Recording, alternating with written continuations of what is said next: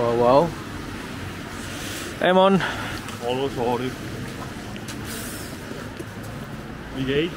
Wah, ini sampai gimbalnya pun geraknya nggak lancar ya. Ini lagi dingin sekali teman-teman di Basel karena cuacanya juga turun salju besar kemarin malam ya Mon ya. Ja, voll. Dingin banget. Lihat tuh jalanan putih lagi, dan ini jarang-jarang banget kayak begini. Nggak setiap tahun ada kayak begini. Apalagi ini bulan Februari ya. Harusnya udah mulai. Belum, Maret mulai musim semi ya. Kamu pakai celana training, pakai sepatu militer. Ini outfitnya home office ya. Working from home. Wah, gila teman-teman. Ini nyebelinnya tuh kita nggak persiapan gitu loh kalau mendadak kayak gini, spontan kayak gini. Saljunya kristal banget. Wih.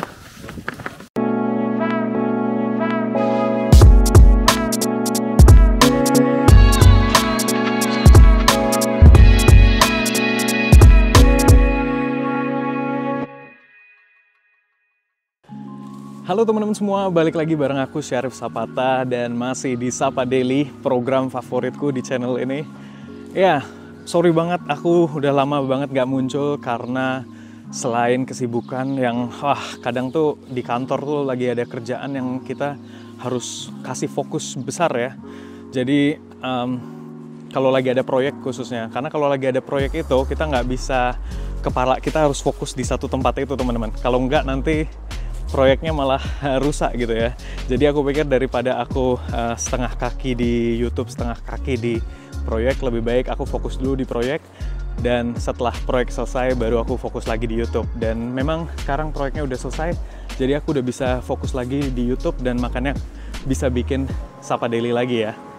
Selain itu juga suasana di kota Basel, suhunya itu lagi dingin-dinginnya teman-teman, dan itu bikin kita males banget untuk keluar rumah.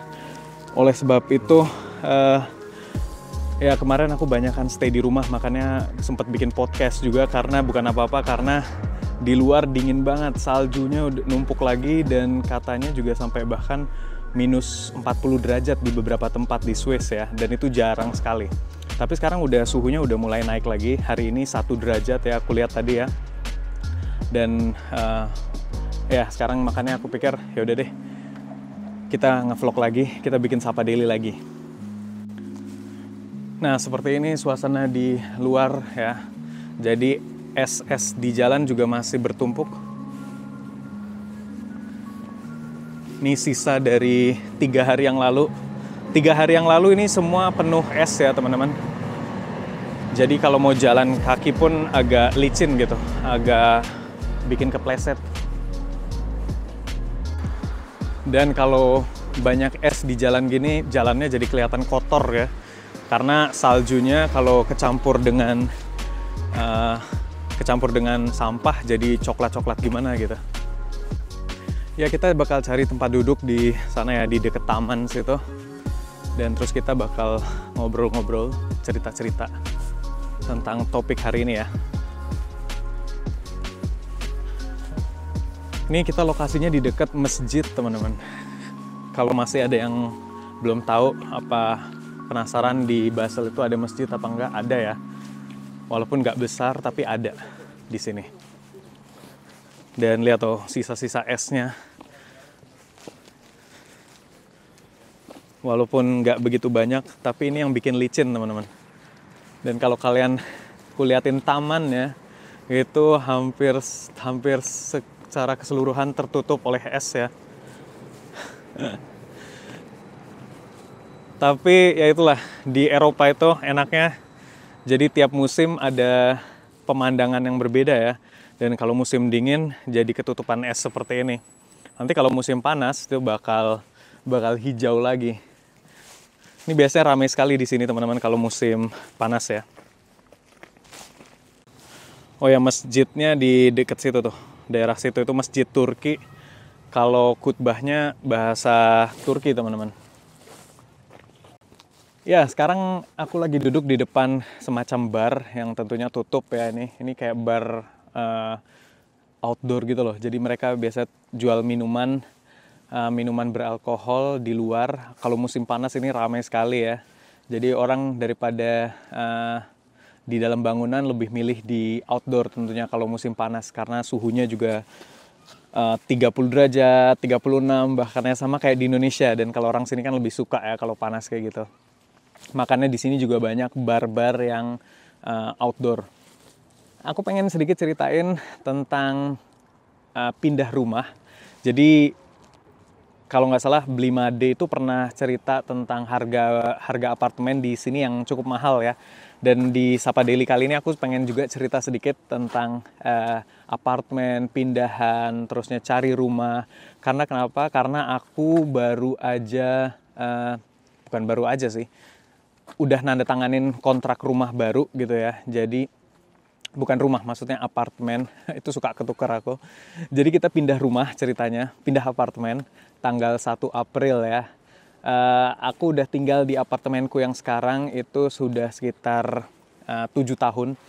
Jadi udah cukup lama teman-teman ya. Aku biasanya stay di suatu tempat itu cuma 5 tahun. Jadi nggak sampai lama sekali. Tapi karena mungkin berkeluarga, jadi 7 tahun aku stay di apartemenku yang sekarang ini ya. Di Kota Basel aku udah pindah rumah juga, udah sempet pindah rumah sekali.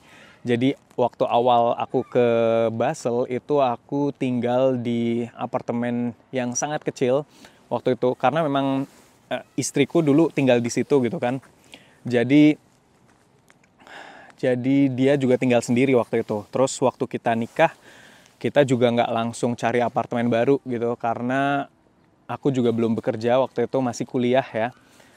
Jadinya juga dari segi ekonomi juga belum mampu untuk pindah ke apartemen yang lebih besar. Terus setelah aku akhirnya dapat kerjaan waktu itu di restoran atau sebagai barkeeper waktu itu ya, akhirnya kita putusin untuk pindah rumah dan ke apartemen yang sekarang ini.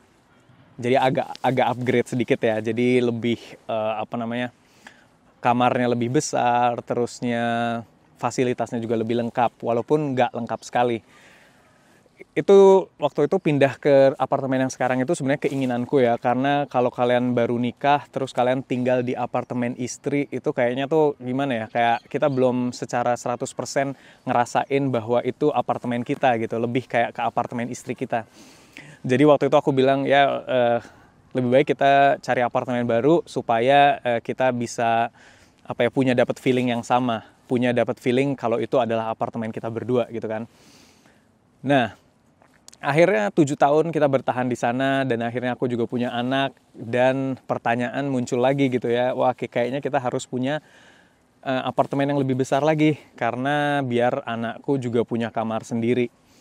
Saat ini sebenarnya kamarnya ada sih, cuman aku pakai buat kantor gitu ya. Jadi kalau working from home aku juga pakai ruangan itu yang sebenarnya bisa dijadiin kamar, tapi aku lebih prefer untuk menjadiin itu kantor. Jadi karena anakku juga belum besar banget, jadi masih bisa tidur di ruangan yang sama ya, kayak kita. Nah, setelah 7 tahun, aku juga dapat kerjaan yang jauh lebih bagus ya daripada yang sebelumnya. Aku udah lulus kuliah, terusnya aku udah mulai settle dan udah dapat kerjaan yang sesuai dengan bidangku. Itu akhirnya kita berani mutusin untuk yuk kita pindah lagi yuk ke apartemen yang lebih besar lagi gitu kan. Walaupun harganya juga jauh lebih mahal gitu ya, tapi setelah kita hitung-hitung ya kenapa enggak gitu kan. Karena walaupun kita di apartemen yang sekarang ini bisa nabung banyak, tapi kita pikir ya kualitas hidup juga harus dipikirin kan. Kita jangan nabung terus, tapi terus buat apa gitu. Jadi kita pengen nyoba untuk hidup di saat ini gitu. Jadi kita bukan hidup untuk masa depan dalam artian kita nabung buat hari tua, tapi kita juga pengen menikmati hidup kita sekarang. Makanya kita putusin untuk pindah. Jadi Apartemenku yang sekarang ini harganya ya bisa dibilang lumayan jauh lebih tinggi ya. Jadi aku di rumahku yang sekarang, di apartemenku yang sekarang, ini kita bayar per bulannya kurang lebih 1.300 Swiss franc atau sekitar 1.300 itu ya 16-17 jutaan lah ya kalau dirupiahin. Itu buat kota Basel itu udah sangat murah sekali teman-teman. Jadi kalau buat apartemen buat lebih dari 2 orang itu udah sangat murah sekali ya, 16-17 juta ini. Dan kita sekarang pindah ke apartemen yang baru yang harga per bulannya kurang lebih 2.350 Swiss franc. Jadi 1.000 Swiss franc lebih mahal daripada apartemen yang sekarang, atau kalau dirupiahkan mungkin ya lebih dari 35 jutaan ya, 35 jutaan per bulan. Dan ini udah lumayan lah, maksudnya bukan apartemen murah gitu. Tapi dengan jumlah kamar yang berapa tuh ya kamarnya, kalau nggak salah 4 kamar, terusnya dengan 100 kuadrat meter, itu udah bisa dibilang harga yang wajar ya, segitu ya, 35 juta per bulan. Dan bukan apartemen mewah juga. Tapi kita pikir ya kenapa enggak gitu. Dengan sekarang kita udah kerja dua-dua, aku kerja, istriku kerja, jadi kita punya penghasilan yang cukup buat untuk membiayai apartemen yang baru ini. Dan targetnya di apartemen yang baru ini aku juga bakal bikin kayak studio kecil gitu ya. Jadi kita bakal tetap ada kantor karena kan kamarnya lebih satu ya daripada apartemenku yang sekarang. Jadi anakku juga punya kamar, dan di rumahku yang baru ini, di apartemenku yang baru ini juga aku bakal bikin studio gitu. Semoga cukup gitu karena ruangan buat kantornya tuh bakal besar ya. Dan kita bisa bikin podcast, bikin studio, kayak bikin daily vlog di rumah pun juga lebih nyaman ya. Karena kalau yang di sini kantorku tuh kecil banget gitu. Mungkin kalian sering lihat di podcast atau di beberapa videoku yang settingnya di rumah itu mungkin nggak tahu ya kelihatan apa enggak. Aku pakai wide lens sih, jadinya mungkin terlihat besar, tapi sebenarnya kecil ya ruangannya ya. Ya gitu teman-teman. Jadi pindah rumah di Eropa ini mudah dan nggak mudah juga gitu. Kita juga beruntung banget bisa dapat apartemen secepat itu ya. Jadi kita dari mulai mencari sampai dapat apartemen itu cuman makan waktu sebulan atau 2 bulan gitu. Alasan utamanya cepat itu karena kita berdua kerja teman-teman. Kalau di Eropa, kalau kalian kalau kondisi keuangan kalian belum stabil, itu agak susah cari apartemen ya, karena mereka bakal memprioritaskan orang-orang yang punya income yang stabil, terusnya kerjaan yang tidak, yang kontraknya nggak terbatas gitu kan. Jadi mereka bisa yakin bahwa kita itu mampu bayar sewa kontraknya. Tapi ya itu, untungnya karena aku udah kerja dan istriku juga kerja, jadi kita juga cepat dapat kontrakan baru ya. Cuman makan waktu satu bulan gitu. Dan prosesnya sebenarnya mirip-mirip ya kayak di Indonesia ya. Kita ketemu yang punya, terusnya kita ngeliat ruangannya, terusnya ngobrol-ngobrol. Biasanya mereka menentukan dari kayak lamaran juga gitu, kayak lamaran kerjaan. Mereka jadi fokus utamanya bukan hanya untuk biar ada orang yang bayar kontrakan, karena yang nyari kontrakan tuh banyak sekali ya. Jadi mereka nggak perlu khawatir kalau apartemennya bakal kosong gitu. Tapi mereka lebih milih untuk mengenal orang yang mau ngontrak ini lebih dekat. Jadi kita memang diundang kayak bahkan kita makan di sana ya gitu, makan minum sambil ngobrol-ngobrol, cerita tentang hidup gitu kan, kehidupan kita seperti apa. Dan akhirnya setelah mereka bilang merasa nyaman, mereka ngasih waktu 1 hari gitu kan, atau ya mereka butuh waktu 1 hari untuk memutuskan apakah kita adalah calon yang cocok gitu ya. Dan nggak lama setelah itu mereka langsung hubungin kita sih via telepon waktu itu, bilang ya selamat kalian dapat rumah kontrakan ini ya. Dan kita senang banget gitu. Jadi aku kalau nyari kontrakan itu sebenarnya cari yang desainnya itu rumah tua ya. Aku lebih suka rumah atau apartemen yang tua, karena kalau apartemen yang modern itu bangunannya sangat steril teman-teman, jadi kayak cuman kotak doang gitu ya, dan aku nggak begitu suka gitu. Walaupun fasilitasnya biasanya jauh lebih modern, lebih lengkap, tapi aku lebih memilih cari apartemen yang agak tua gitu, jadi yang lantainya masih kayu, terusnya ceilingnya itu juga tinggi gitu kan, jadi lebih terasa lega gitu. Kalau kalian lebih suka yang kayak apa? Coba tulis di komentar ya. Kalau kalian di Indonesia mungkin lebih, kalau di Indonesia juga lebih, orang lebih nyari rumah ya, rumah kontrakan gitu. Kontrakan itu bentuknya rumah, jarang apartemen. Cuman kalau di kota besar mungkin apartemen ya. Dan kalau apartemen di Indonesia juga biasanya kebanyakan baru ya bangunannya. Tapi ya itu tadi, memang mungkin beda ya kalau di Indonesia sama di sini. Kalau di Indonesia juga apartemen itu kan sesuatu yang mewah gitu ya, mungkin bukan keharusan kalian nyari apartemen. Kalau di sini buat kebanyakan orang itu keharusan, nggak ada pilihan karena cari rumah itu jauh lebih mahal ya. Oke, sekarang kita berdiri di atas salju. Buat teman-teman yang belum tahu, aku di Instagram lagi suka bikin giveaway beberapa hari yang lalu ya. Jadi ini giveaway-nya bakal rutin teman-teman. Jadi walaupun nominalnya nggak besar, tapi aku usahain rutin gitu ya. Ya sedikit berbagi-bagi aja lah. Karena mungkin lagi ada sedikit rezeki. Jadi kenapa nggak bagi-bagi gitu kan. Mungkin seminggu sekali. Jadi buat kalian yang pengen dapetin giveaway, jangan lupa mampir ke Instagram ya. Nggak banyak syaratnya kok. Jadi cuman biasanya kuis gitu aja yang kecil-kecil. Jadi kalian nggak perlu ngelakuin hal-hal yang besar gitu. Oh ya teman-teman, ini aku tunjukin sedikit ya. Jadi kalau kalian di Basel itu biasanya, kalau bukan di Basel aja, di Eropa mungkin ya, kalau mau cari apartemen biasanya udah banyak website-nya ya. Kalau ini di Swiss namanya homegate.ch, tapi banyak juga website lain yang nawarin apartemen ya. Dan sebenarnya mudah sih prosesnya, tinggal kita cari aja rumah atau apartemen yang kita suka, dan biasanya fotonya juga banyak gitu kan. Kayak ini harganya 2.500, 150 meter kuadrat, 4,5 kamar gitu ya. Setengah itu maksudnya ya kadang yang saat ada ruangan yang terbuka gitu, jadi mereka bilangnya setengah kamar gitu karena nggak tertutup. Dan kalau kita lihat gambar-gambarnya, jadi sebenarnya komplit sih ya. Tuh, nah ini lumayan bagus sebenarnya. 2.500 ini termasuknya ya, kalau buat 150 kuadrat meter sih termasuknya mungkin pas ya, wajar gitu ya. Tapi ini waktu itu kita juga udah sempat ngeliat nih apartemen ini, cuman kita putusin nggak ngambil karena jadi model rumahnya tuh maisonette apa ya bahasa Prancisnya. Jadi kayak ada 2 lantai gitu loh, dan kita nggak suka ya. Kita pengen cari apartemen yang 1 lantai. Jadi kalau punya anak itu kan lebih praktis kalau 1 lantai ya. Jadi prosesnya kayak gini, kita bisa ngelihat alamatnya, terus kita bisa kontak langsung, ada Anbieter kontaktiren itu, langsung kita kontak mereka yang menawarkan rumah ini, dan kita bisa bikin appointment langsung untuk ngunjungin ya, untuk melihat gitu.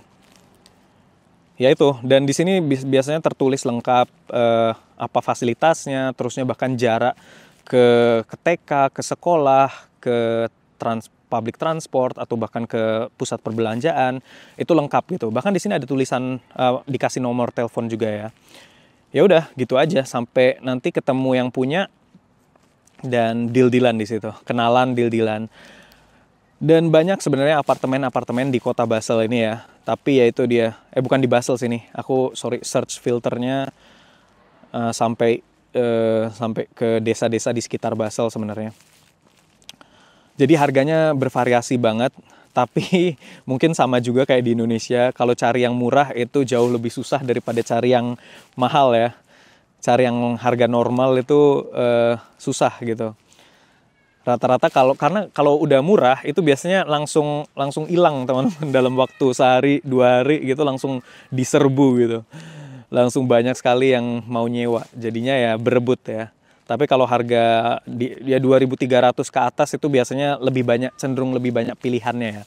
Dan ini aku bicara tentang kota Basel gitu. Jadi kalau kota Zurich, kota Jenewa itu mungkin jauh lebih susah lagi cari apartemen, atau harganya juga jauh lebih mahal ya. Dan lokasinya itu biasanya yang bikin mahal itu kalau misalnya deket kayak sungai, atau kalian deket pusat perbelanjaan, deket public transport, itu jauh lebih mahal daripada kalau agak jauh gitu ya. Karena kenapa? Kalau kalian deket public transport, kalian nggak perlu punya mobil gitu kan.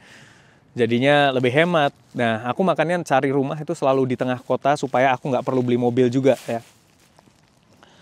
Jadi lebih ramah lingkungan dan hemat juga. Tapi mungkin kalau kita, ya kemarin aku jalan-jalan juga sempat kerasa sih kalau misalnya sebenarnya lebih praktis punya mobil. Tapi ya kalau cuman sebulan 2 kali gitu nggak perlu lah ya.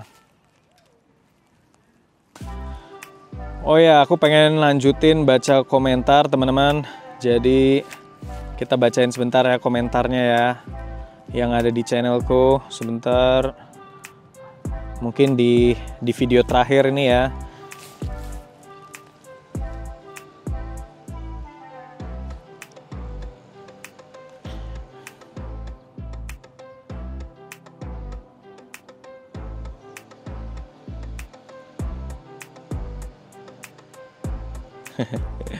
Ya, jadi ada komentar, di Indonesia nggak bisa tinggal bareng Simon, nanti ditangkep Pak RT karena itu namanya kumpul kebo, ngeri diarak keliling kampung gitu ya.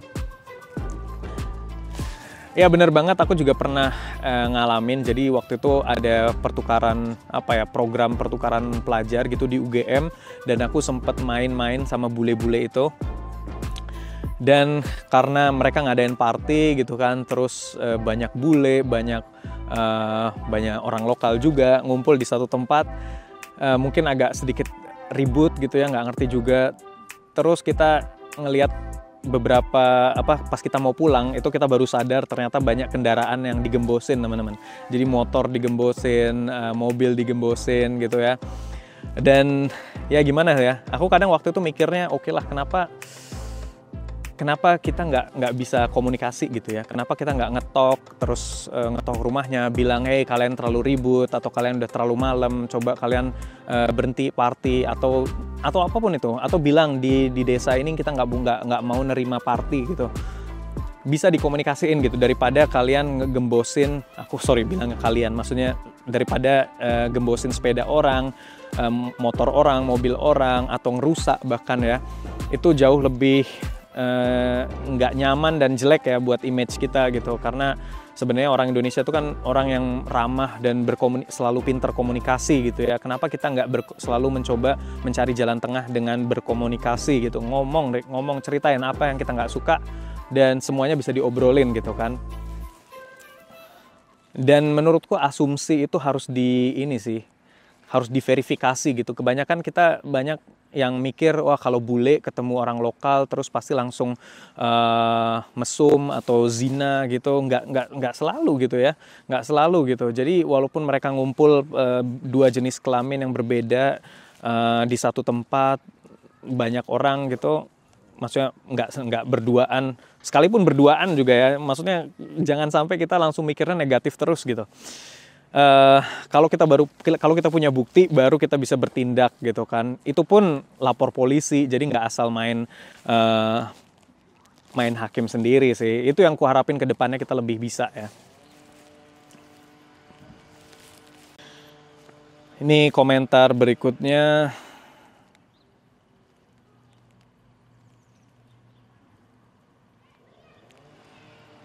Menarik, kalau bukan Syarif yang tanya, Simon keberatan banget ngobrol soal agama. Ya mungkin karena sebenarnya Simon nggak keberatan sih kurasa yang ngobrol agama. Cuman karena dia tahu di Indonesia itu tabu, jadi dia mungkin agak keberatan kalau kita sering nanya tentang agama gitu. Tapi kurasa sebenarnya orang Eropa itu nggak keberatan ya secara umum ngomong tentang agama. Karena buat mereka itu bukan hal yang tabu gitu. Kalau ngomongin gaji mungkin lebih tabu daripada ngomongin agama buat orang sini ya. Kita nggak bisa memilih bisa mencintai siapa, tapi akhirnya kalau ternyata beda agama dan sama-sama kuat dan dengan pendirian, pilihannya ya mundur gitu kan. Ya susah sih ya, ini pertanyaan yang susah dari Voni, bukan pertanyaan, statement. Memang aku akuin kalau kadang kita udah terlanjur cinta gitu, tapi cinta itu ternyata dorongan powernya kuat sekali ya teman-teman ya. Jadi kurasa nggak semua orang milih mundur gitu. Dan kurasa lebih banyak orang yang mungkin mencari jalan keluar gitu karena memang ada jalan keluarnya walaupun berat gitu kan. Walaupun berat memang harus ada pengorbanan. Tapi ya memang berat sih. Dari podcast ini mengajari saya tentang keterbukaan dan menghormati keyakinan orang lain. Iya teman-teman, ini penting banget. Ini juga salah satu yang aku pengen promosiin gitu. Promosiin di channel ini gimana kita bisa lebih terbuka untuk melihat sesuatu yang melihat sesuatu yang baru, menghormati gitu ya. Suara Mas Syarif enak didengar, keren nih suara-suara penyiar profesional. Sukses terus Mas Syarif dan Mas Simon. Ya ini banyak banget yang bilang kayak gini ya. Aku jadi sebenarnya penasaran juga gitu. Apakah benar gitu? Karena kalau aku dengar sendiri sih biasa aja suaraku ya. Tapi karena banyak sekali yang bilang jadi ya senang dengernya ya. Makasih feedbacknya. Ya udah teman-teman, sampai di sini dulu aja. Terima kasih banget udah nulis komentar dan udah nonton sampai sejauh ini. Kalau kalian suka videonya, aku bakal senang banget kalau kalian bantu share, bantu like video ini supaya video ini makin banyak ditonton orang ya. Jadi makin sering direkomendasiin sama YouTube. Oke, sehat selalu dan sampai jumpa lagi di video berikutnya. Bye-bye. Walau sering ku beri terkena, tapi yang ini berbeda. Hanya dirimu yang sungguh-sungguh bisa melumpuhkan aku. Habis tiada tersisa.